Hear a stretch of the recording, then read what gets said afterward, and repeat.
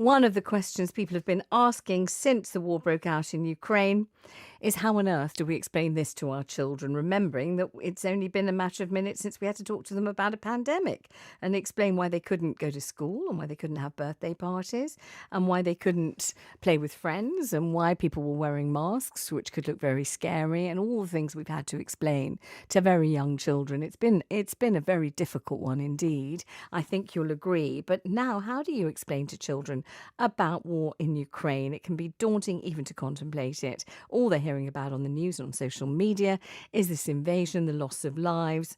And I want to know what you're saying to your children, particularly to young children, about this. How are you explaining to them what is going on? Joining me on the programme, I think he's on the line, I hope so, is Nick Hewlett, head teacher at St Dunstan's College in Catford. Hello, Nick. Good morning to you.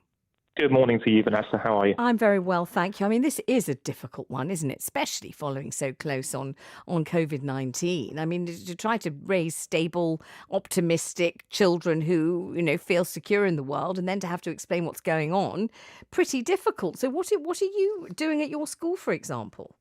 Yeah, it's desperately hard. You're absolutely right. And I think you're correct to link the two in terms of the young person's mindset to come out of 2 years of real uncertainty and anxiety straight into another phase of global anxiety in that way is asking a lot for our young people. I think it's a real balancing act for schools. We have, my view is we have an absolute obligation to be transparent, open and honest with young people about what's happening. But at the same time, we, of course, don't want to fuel the flames of their anxiety, and we certainly want to signpost for them where they can receive help and support and have those questions answered. Yes. The additional complexity is, of course, in a school like mine, where we have children as young as 3, all the way up to children who are 18, Yes. and making sure that messaging is appropriate to different ages is something that we've really been thinking very hard about over the last couple of days. Well, I'll just tell you what happened in my own family, just to give one example. I've got grandchildren who are 8, 6 and 2, and obviously war broke out on Thursday morning at 5 o'clock in the morning. The children went off to school in the normal way. I don't suppose they'd been told about it. Why would you tell little children just as they're about to go to school? During the day, I know both my daughters were wrestling with, what to say, how to express it, how much of it to talk about and all of that kind of thing. And what actually happened was my 6-year-old granddaughter came home white-faced and tearful because she had a little girl in her class,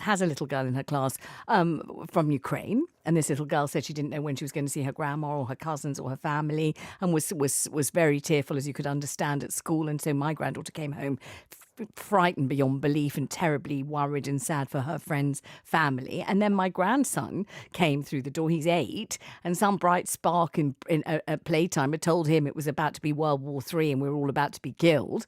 And he came through the door, a different boy from the boy he was when he left school in the morning. And that was within a matter of hours, and that all happened at school without parents saying a word. I don't know actually what the schools, if anything, had said on day one. But you said you spent some time considering what to do and how to approach it. What did you decide to do? Yeah, so it's so difficult, isn't it? Because every family in that classroom will have a different view as to what they want to say and will say to those individual children. Of course, children are just children. They'll say what they think. Yeah. So I think for us, it's about being really transparent with parents as to what we are saying in the school, and messaging back to parents about what we have told to the children, what we're offering to the children, what we're saying to the children at different ages. It's so important to be open and transparent. So we've posted all of our assemblies online so that parents can themselves see it. In fact, many of them have commented on it in terms of how they're going to use that to have dialogue with their own children. So I think that transparency and openness between school and home, whether or not home agrees with the messaging from school, just knowing what's being said is so important. Of course, the other side of this, particularly when they're very young, I think it's so important to be led by them. Yes. We've had questions all the way through the school from every year group, from year 1 up, about this crisis. But asking them at a young age what it is that is causing them concern, yes. what are the questions that they have about it, rather than us assuming a sense of what they need to know. I Yes. think understanding the child's mind at a different age is so important as a first step before you then build a kind of strategy of how you're going to communicate with them in the most effective way. That's a So very, one of the very, things we do. very That's one of the wise things we thing to be do. led by them is a tremendously good idea. The problem is, I suppose, when so much information is percolating towards them from all different areas and arenas, and you don't know who's going to be mentioning it and what they're going to say, that you have to be prepared to answer questions you didn't think in a million years they'd dream of asking you. So you've told us about transparency. You've told us about communication between the school and parents about what is being said. But what did you say? For example, what have you said to your youngest children? Well, I didn't actually speak personally to the young children, but I know those who did. And a lot of it was about saying that it is so targeted depending on the age. But a lot of it is about saying, yes, there is conflict. It's about framing it in context. So it's framing it around the rarity of the level of the disagreement. It's framing it around the distance, the context, the fact that, I mean, one of the messages that I gave to the older students is that our school was founded in 1888, and actually we're still here. Despite all of those challenges, we're still here. Goodness has prevailed. Yeah. This community has come through arguably worse crises, and we still maintain. So giving them that context of optimism, I think, is important, despite all of the horrors that they're seeing all around them. I think allowing them to think through how they manage their anxiety is a really critical part of this. So knowing who they've got to speak with, or ways by which they can channel the questions and anxieties they have. So we've introduced, for example, worry boxes in the lower years so that they can put their questions, they can write their questions and put them in the box.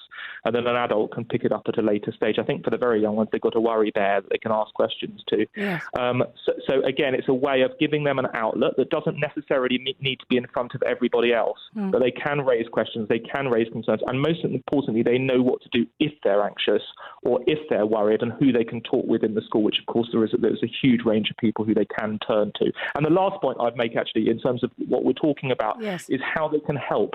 Young people desperately want to help in a situation like that. They don't want to feel helpless. They felt helpless for far too long. Yeah. So talking with them about local community projects, about welcoming people from different backgrounds into this country and how important that is and how important it is going to be, and how they can help with the relief effort. We found that goes a long way to really supporting people's well-being in thinking, actually, I can make a difference to this and I can actually have a stake in it. And what about the fact that parents themselves, and not just parents, everybody, are feeling quite rightly a great deal of anxiety, just as we did when the pandemic broke out? You know, when you didn't know who was going to get it, you didn't know whether you were going to survive it, you didn't know if you're going to end up on a ventilator or people you loved would. You know, people felt so fearful and that it was so unprecedented, they didn't know how to soothe themselves, let alone their children. And you wonder if it's a similar situation now. You know, I spoke to the chief political correspondent of The Independent yesterday, and I said, you know, there's an escalated threat of the use of nuclear weapons. Do you feel they will or won't be used? He said, I don't know. I said, are you frightened? He said, yes. So then when it comes to reassuring children, it's difficult, isn't it, when you're feeling very fearful yourself? Yeah, it's impossibly hard. I mean, we had a 7-year-old who came into school yesterday saying, are we all going to be nuked? Exactly. What did you say? Well, not to me directly, but we said, well, we all very much hope that won't be the outcome. And the nations are working really hard around the world to try and find a solution that means that won't be what happens. I mean, what else can you say, frankly? I mean, we try and contextualize it, try and keep positive, try and keep solutions focused, and allow them the space to raise their concerns and questions. But I do feel very strongly that trying to hide young people away from it in this digital age where they're surrounded by the messaging anyway is a lost cause and actually probably on balance unhelpful. It's about how we are transparent in the language that we use and the conversations we choose to have. Thank you very much indeed for talking to us. It's always a great pleasure and a privilege. Thank you. And that is Nick Hewlett, their head teacher at St Dunstan School. So let me ask you